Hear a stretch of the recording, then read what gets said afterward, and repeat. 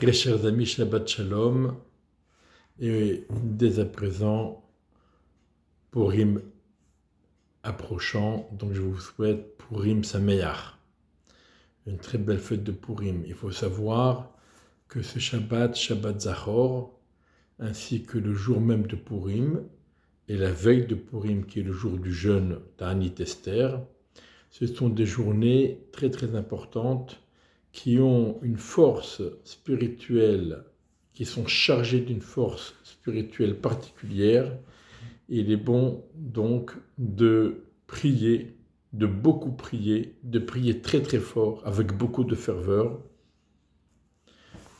Et Be'ezrat Hashem, qu'Akadosh Baruch Hu agrée toutes nos demandes, les demandes de mariage, les demandes d'enfants, les demandes de santé, les demandes de parnassa. Be'ezrat Hashem, profiter des moments de l'ouverture du Echal le matin et l'après-midi pour prier très très fort. Évidemment, ce serait peut-être un très grand mérite pour nous-mêmes et pour tout le Klal Israël si on s'efforçait cette semaine, et en particulier ces jours sacrés de Shabbat Zachor, Ta'anit Esther et Purim, d'éviter de parler et de bavarder pendant les offices. C'est difficile, c'est une habitude à prendre, et ce qui est sûr, c'est que le mérite pour celui qui fait cet effort, le mérite est extraordinaire. Il y a un lien entre la paracha et Purim. Le Baal HaTurim le souligne. Le terme Venishma est rapporté une première fois dans la paracha de Mishpatim, quand les Béni Israël ont dit Naaseh Venishma. Une deuxième fois dans la paracha de Tetzavé que nous allons lire et qui précède donc la fête de Purim, puisque au bas de la tunique du Kohen Gadol, il y avait des cloches, des clochettes, et il est écrit Venishma kolo bevo'o el hakodesh. Et sa voix sera entendue quand il pénétrera dans l'endroit sacré, dans le Kodesh HaKodeshim, le jour de Kippour.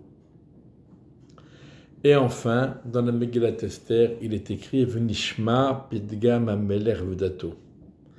Et sera entendu, sera écouté la missive du roi et sa loi. Et donc, ce sont des moments, Shabbat Zachor, Purim, Ta'anit Esther, ce sont des moments où notre voix est écoutée. Kol hapochet yad notnim lo. Le jour de Purim, tout celui qui tend la main, on lui donne. Tout celui qui demande, on agrée sa demande. Il faut donc profiter de beaucoup prier et de demander à celui qui peut tout donner, tout ce qui est bien, c'est Hachem, demandons-lui, prions et demandons-lui.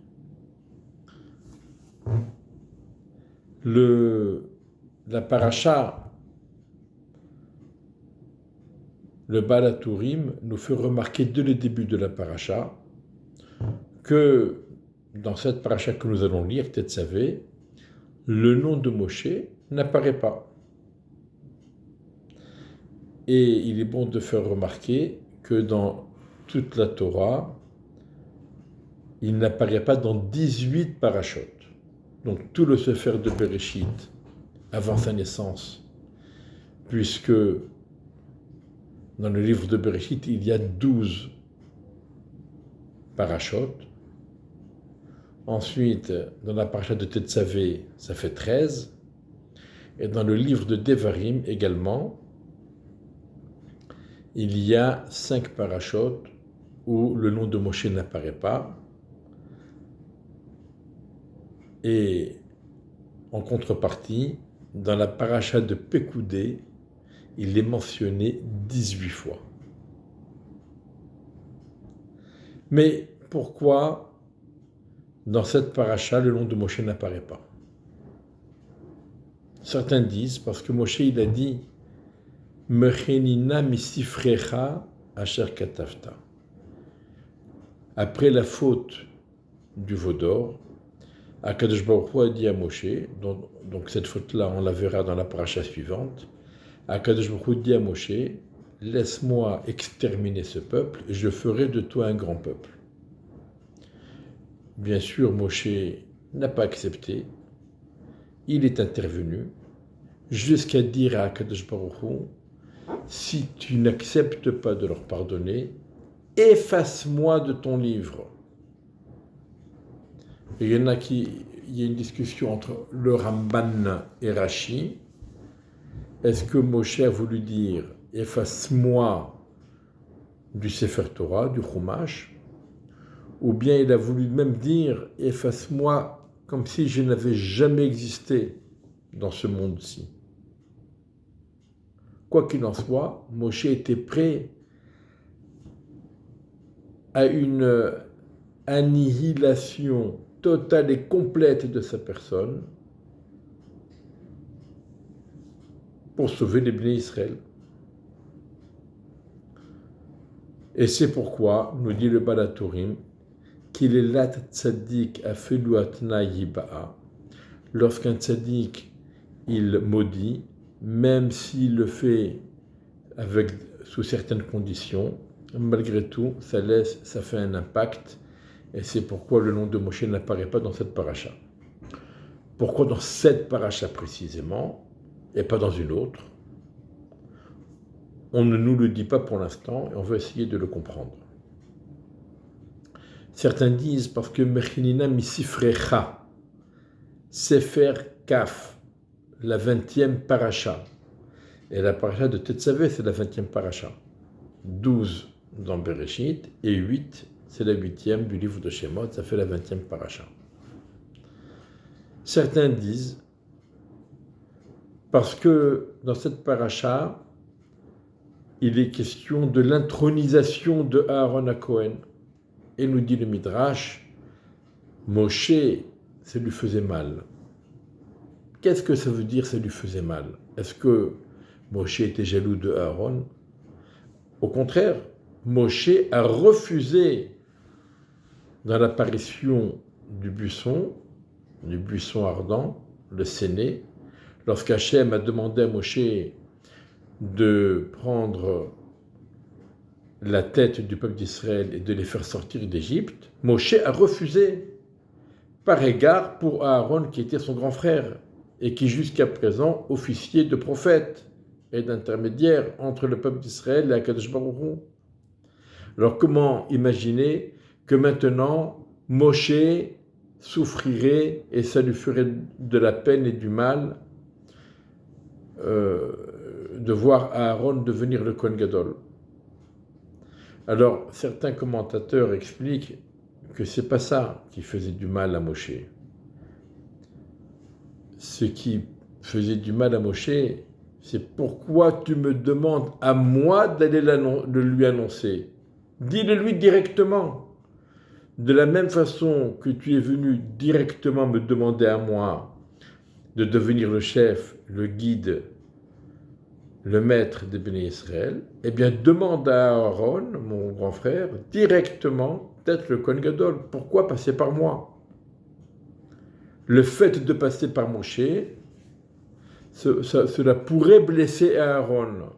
Cela pourrait être compris, c'est moi qui te décerne cette décoration. En général, quand quelqu'un il décerne une décoration ou un compliment à un autre, ça veut dire je suis celui qui peut, je suis plus fort que toi et c'est moi qui te valorise et qui te donne mon appréciation. Moshe n'était pas d'accord. Moshe voulait qu'Akadosh Baruch Hu directement aille annoncer à Aaron qu'il serait lui le Kohen Gadol. C'est une explication et on va essayer de développer et auparavant on va poser une question. Parce que Moshe a dit Mechenina misifrecha, parce que Moshe était prêt à tout perdre pour les bénis Israël. Moshe Rabbeinu était prêt à tout sacrifier pour les bénis Israël. Alors il mérite de disparaître d'une paracha. Au contraire, parce que tu étais prêt à t'effacer, alors on va écrire le double. C'est comme Pinchas, parce qu'il a pris des risques, il était prêt à mourir pour sauver les bénis Israël. Eh bien, en contrepartie, il a eu la longue vie. Il est devenu, disons, immortel puisqu'il est encore vivant. Et il est passé de Pinchas et Eliyahu Hanavi. Alors pourquoi Pinchas? Parce qu'il s'est sacrifié pour les bénis Israël. Alors il a mérité une telle récompense. Et Moshe Rabbeinu, qui s'est sacrifié pour les bénis Israël, il mérite apparemment d'être puni et de disparaître d'une paracha. Et en fait, l'explication est différente. Au contraire, Moshe Rabbeinu, le fait que le nom de Moshe Rabbeinu n'apparaisse pas dans la paracha, ce n'est pas une punition, mais au contraire, c'est une décoration, une élévation. Parce que toi, Moshe Rabbeinu, tu étais prêt à t'effacer entièrement pour les bénis Israël. Alors tu deviens, par ce mérite, tu deviens l'associé d'Akadosh Baruch Hu. Tu deviens attaché à Akadosh Baruch Hu. Et donc, on ne te nomme plus. On ne te nomme plus parce que tu t'es effacé. Tu as dit, Moshe Rabbeinu n'existe pas. Donc on ne te nomme pas. Mais en ne te nommant pas, tu deviens encore plus proche d'Akadosh Baruch Hu. Tu deviens l'associé d'Akadosh Baruch Hu. La paracha ne commence pas par Ata Tetzavé, toi ordonne, mais Ve'ata, et toi. Qu'est-ce que ça veut dire et toi? Moi et toi, Hachem et Moshe. C'est ça le niveau exceptionnel à laquelle Moshe Rabbeinu a atteint, que Moshe Rabbeinu a atteint, par le mérite de s'être effacé, il est devenu encore plus proche, au point qu'il n'est plus nécessaire de le mentionner. On dit Ve'ata, on est à tu et à toi, entre Moshe et Akadosh Baruch Hu.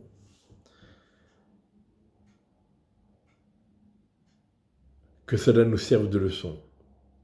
Mordechai également a accepté le poste qui lui a été donné, quand bien même ça a freiné son élévation spirituelle. Le fait d'être devenu un homme politique, ça l'a, de premier rang, ça a freiné son élévation spirituelle, mais il l'a quand même assumé. Et c'était un sacrifice qu'il a fait pour le béni Israël. Évidemment, Esther aussi a accepté ce qu'elle était devenue, et elle s'est sacrifiée pour les bénis Israël. Et dans la Megillah, c'est le nom d'Hachem qui n'apparaît pas. Mais pas parce qu'Hachem n'est pas là. Au contraire, parce qu'Hachem est partout, à tous les instants, dans tous les événements relatés dans la Megillah, mais on le comprend que plus tard, à la fin. C'est Hachem qui dirige tout sans se montrer.